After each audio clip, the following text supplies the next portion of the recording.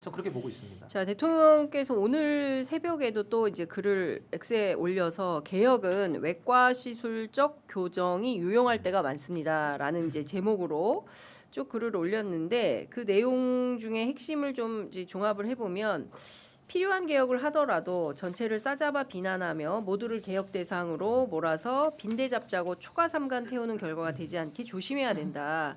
검찰 개혁이든 노동 경제 개혁이든 언론 개혁이든 법원 개혁이든 그 무슨 개혁이든 그래야 된다는 게 제 생각입니다라고 얘기를 하면서 어려운 개혁이라도 결코 포기하지 않되 개혁으로 인한 상처와 갈등을 최소화하기 위해서는 조심 또 조심해야 된다.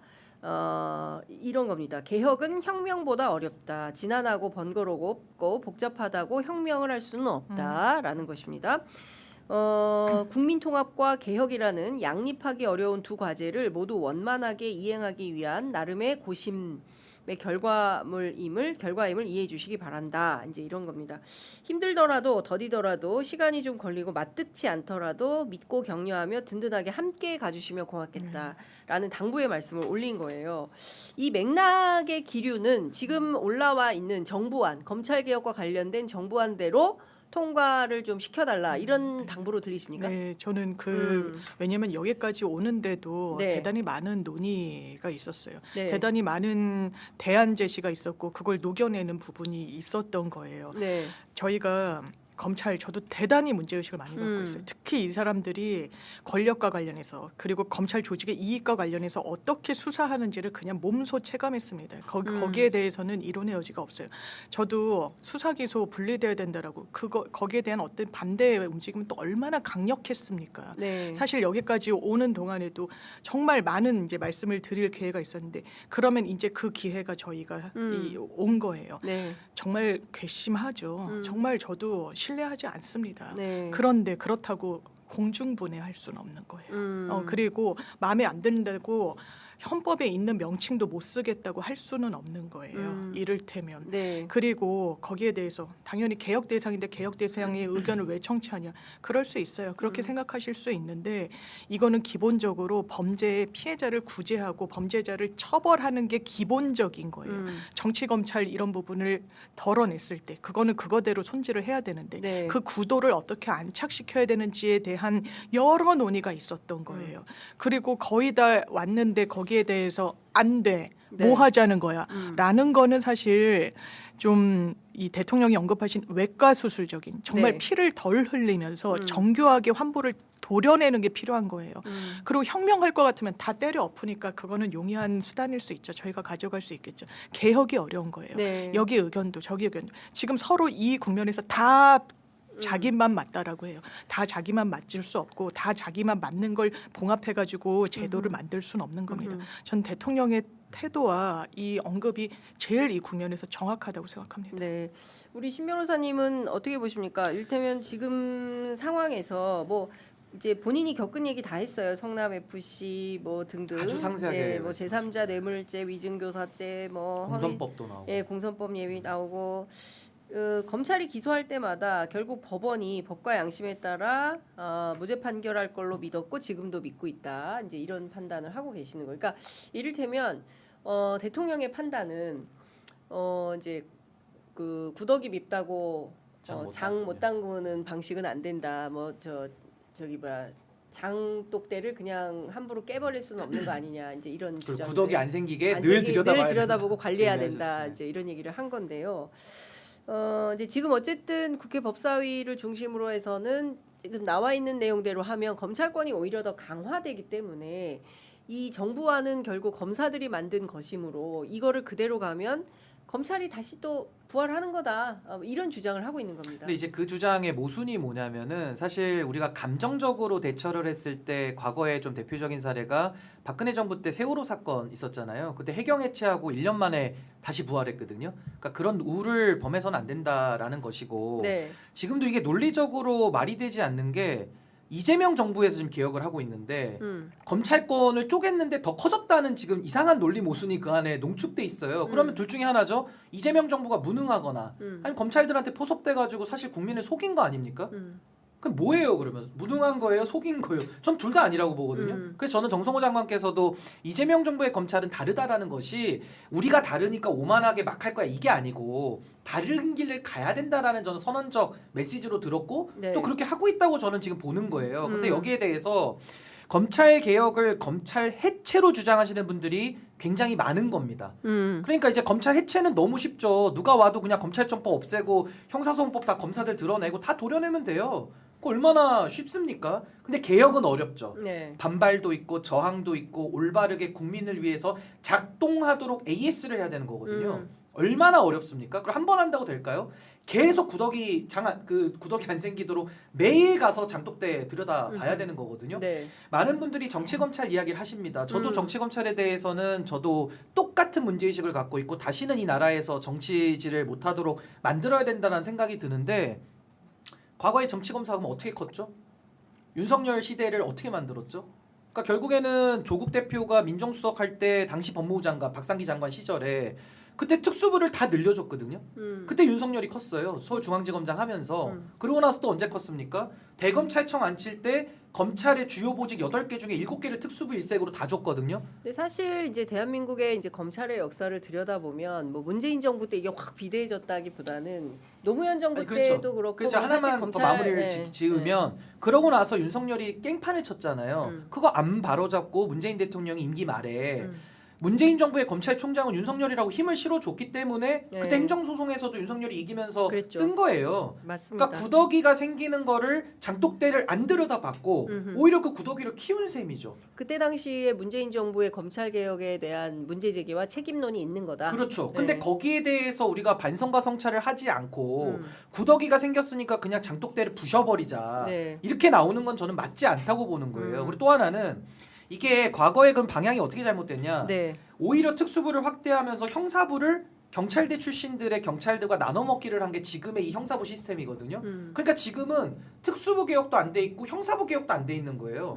이 두 가지를 바로잡아야 되고 더 쉽게 설명드리면 억울한 피의자를 만드는 정치 사건도 문제지만 정치 검찰도 문제지만 억울한 피해자를 양산하는 시스템이 작동되지 않는 현실도 문제인 거거든요. 이 두 가지가 동시에 있는 거예요. 그렇죠. 근데 이 두 가지 중에 지금 우리가 방송 한번 켜보시면 늘 이야기하는 건 정치 검찰 얘기밖에 없고 지금 범죄 피해자들이 2차 가해를 받고 2차 피해를 받아가지고 범죄로부터 본인의 권익을 지키지 못하는 그 현실 여기에 이제 보안수사권 얘기도 나오면서 예외적으로 존치하냐 마냐 뭐 지금 검찰 시스템을 어떻게 유기적으로 짤 거냐 이 논의는 지금 피해자들을 위해서도 논의를 해야 되는 것인데 이게 지금 정치 검찰 논의랑 뒤죽박죽이 되다 보니까 그냥 목소리 크게 검찰 해체하자라고 하면은 그분들이 마치 정의를 독점하는 것처럼 지금 돼버리고 있어요. 그러니까 제가 보기에는 이런 구조적으로는 저는 올바른 논의 방법은 아니라고 봅니다. 예.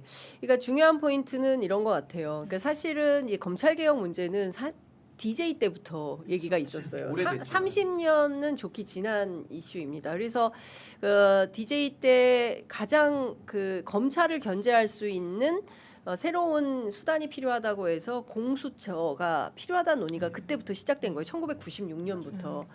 그래서 이게 근데 이제 그 검찰이 또 국민의힘, 그러니까 과거 보수 정당의 정치인들이 많으니까 쉽지 않아요. 검찰 출신들이 또 국회에 많이 있어서 입법 논의에서 늘 이제 안 되고 하고 우리 노무현 정부 때 봤지 않습니까? 이쯤 되면 막 하자는 거죠. 소초인 검사들과의 검사와의 대화 생각하시죠? 근데 그리고 나서 이제 내란 속의 윤석열 사태까지 벌어진 것이고 이 지난한 과정을 우리가 어떻게 청산하고 새롭게 건강한 그 형사사법 체계를 만들 거냐, 그렇죠? 이제 이런 차원에서 우리가 검찰개혁안을 만들었고, 그리고 지난해 검찰청을 폐지하고 공소청과 중수청을 만들면서 수사기소 분리를 해내고, 그리고 다양한 이제 법률을 통해서 검사들을 통제할 수 있는 뭐 함부로 이렇게 뭐 정치질을 할 수 없도록 이런 시스템을 구축하는 게 굉장히 중요한데 일단 딱 법안이 왔는데 그 법안을 보니까 정부안이 너무 검사 중심이더라라는 게 이제 국회 법사위의 입장인 것 같아요. 네. 근데 그 부분에 대해서는 그건 아니다라고 보시는 거죠, 장 변호사님은? 저는 그러니까 하나하나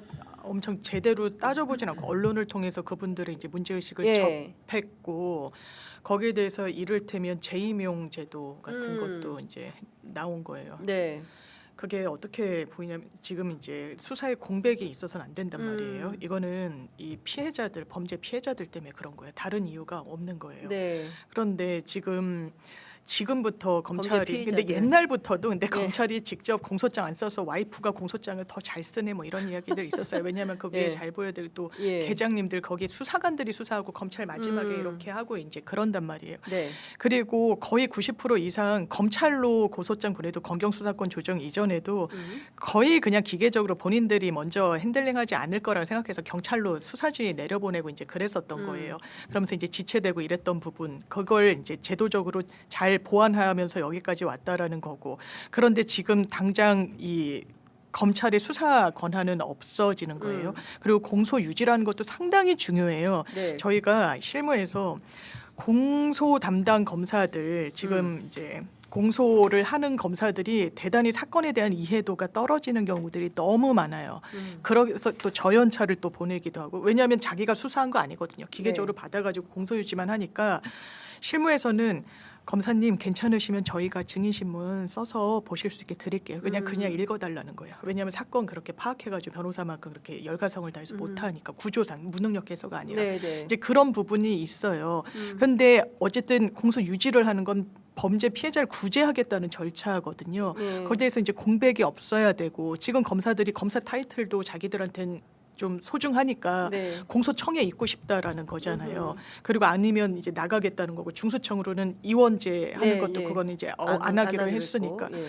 그랬는데 너네 그냥 있을 수 없게 할 거야. 선별할 거야. 재임용 그거를 이제 법적으로 하는 게 과연 그게 맞는가? 아하. 왜냐하면 이거는 국민 보고 이제 접근해야 돼요. 예. 정치 검찰에 대한 단죄는 일단 1단계로 어느 정도 해소가 돼서 제일 어려웠던 건 사실 수사 기소의 분리예요. 네. 그 저항은 정말 지금 오니까 어머 이건 당연히 되는 거 아니었어라고 예. 생각할 수 있지만 그 파고를 넘는데 말씀하신 대로 30년, 40년 걸렸던 거예요. 대통령을 검찰이 모욕하고 생방송 중에 그랬던 역사를 네. 우리가 지나쳐 왔단 말이에요. 그렇습니다. 예. 이자들의 수사 기소의 어떤 그 복합으로 인해서 아주 무소불위를 그거를 끊어냈다는 거에 대해서도 많이 평가할 부분이 있어요. 이제 강론인 거예요. 네. 이걸 강론을 갖고 우리가 싸울 필요가 없어요. 다시 이거 원복되지 않아요. 이 큰 틀에서 제도가 이제 못이 바뀌었기 때문에 대통령의 문제의식도 그 연장선상에 있다고 근데 이제 생각합니다. 이렇게 얘기를 하면 우려하시는 분들은 뭐냐면 너무 나이브하니까 또 당한다 이제 이런 거거든요. 그러니까 저는 그 그 절박함에 얘기를 많이 하시죠. 대해서는 예. 저는 정말 100% 공감은 하는데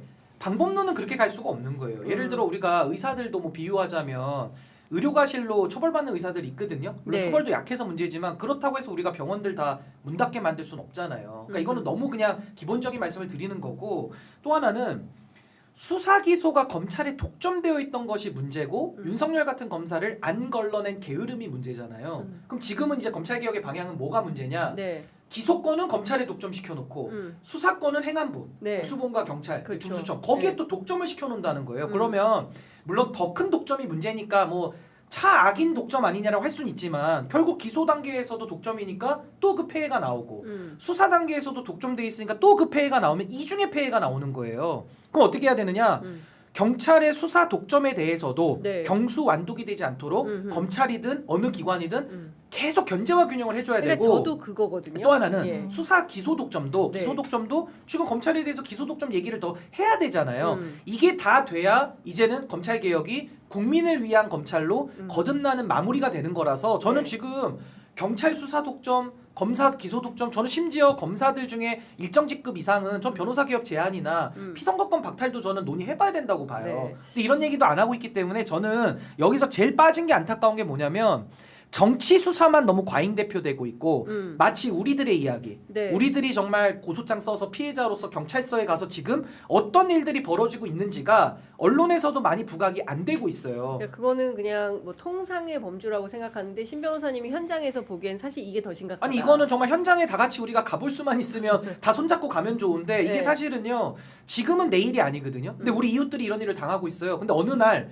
제가 범죄 피해자가 되는 순간 네. 제 일이 됩니다. 경찰서에 들고 고소장 쓰고 가는데 경찰들이 하세월로 이거 처리를 안 해요. 왜? 수사 독점 상태로 지금도 운용을 비슷하게 하고 있어요. 그러니까 지금 뭐 정권 송치 이런 얘기가 나오는 것이 네. 지금의 문제도 심각하고 문재인 정권 때 부실하게 해놓은 개혁 때문에 전거 개혁이라 생각 안 하는데 이걸 되돌리는 작업도 필요한데 이 얘기를 꺼내는 순간 무슨 소리 하는 거야? 지금 검찰 무슨 부활시키려는 거야? 이 프레임이 먼저 작동을 하니까 아무 얘기도 할 수가 없는 거예요. 근데 제가 이 얘기를 왜 하냐? 저도 무슨 제가 욕 먹고 싶어가지고 이 얘기를 계속 하는 게 아니라 6년 전부터 제가 이 얘기를 일관되게 해왔고 네. 정말 여기에 대해서 검찰 개혁을 또 실패하면은 대한민국은 더 큰 퇴행으로 가기 때문에 전 여기에 그렇죠. 대해서는 이재명 대통령님이 가장 무한 책임을 지는 분이니까 전 그분의 뜻을 좀 존중할 필요가 있는 거 아니냐 네. 그 말씀을 드리는 겁니다. 알겠습니다.